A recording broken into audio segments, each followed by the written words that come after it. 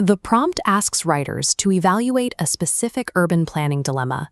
Should city center parks be replaced by commuter apartments? This is a dialectical task. To score highly, the writer must evaluate both sides of the argument before asserting a personal stance. This diagram illustrates the macrostructure the writer chose to fulfill that prompt. The text divides into 4 distinct blocks: an introduction, 2 body paragraphs, and a conclusion. The first step occurs in the introduction block. Its primary function is to define the exact parameters of the controversy before taking a side. At the end of this opening block, the writer provides a thesis statement, asserting that the long-term disadvantages of sacrificing green space outweigh the potential benefits. The 2 middle blocks serve opposite functions.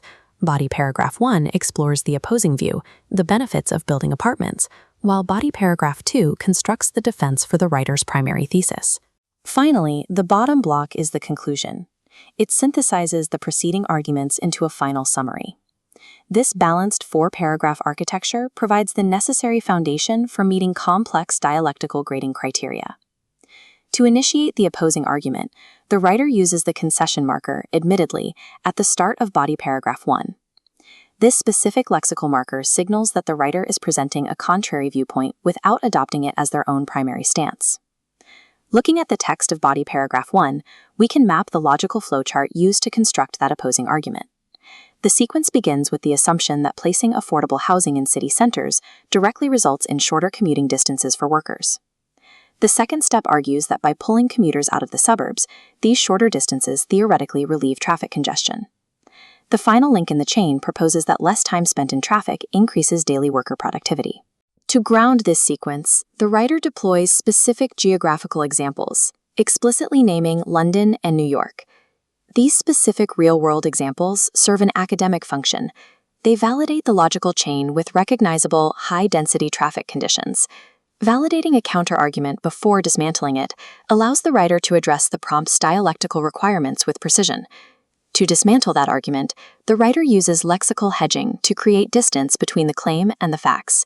Returning to body paragraph 1, we can see the exact phrases used to weaken the opponent's logic. Labeling the opposing view as predicated on the assumption categorizes the entire housing argument as a hypothesis rather than a proven fact.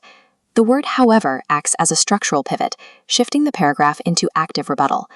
The writer replaces theoretical benefits with a new economic flowchart. New apartments drive up property prices. The final step shows the displacement of lower-income residents, pushing them further away.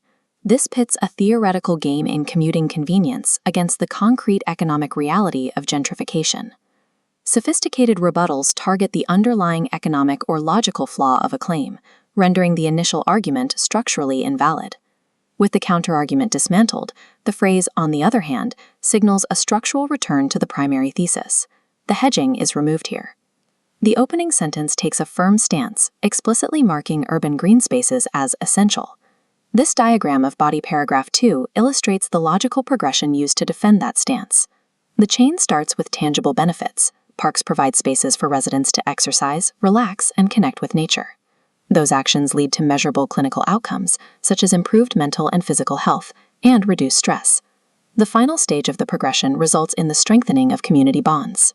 Relying on public health metrics provides a more rigid defense than the theoretical commuting conveniences analyzed in the first paragraph.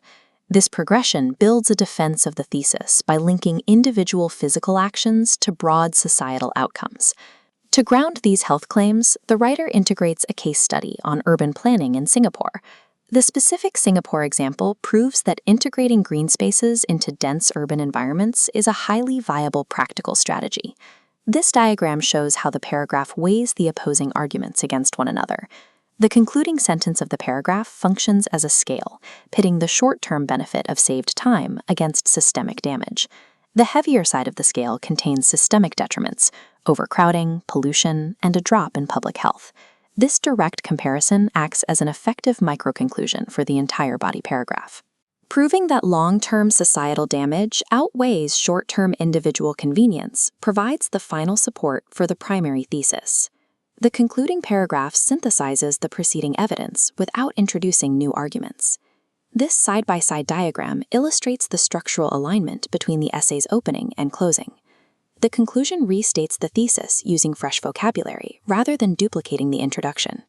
It achieves finality by acknowledging the commuting benefit one last time before prioritizing urban health. The writer then transitions into specific alternatives, such as improved transport networks and satellite towns. Offering these alternatives provides a sense of finality by suggesting other methods for achieving the same urban planning goals.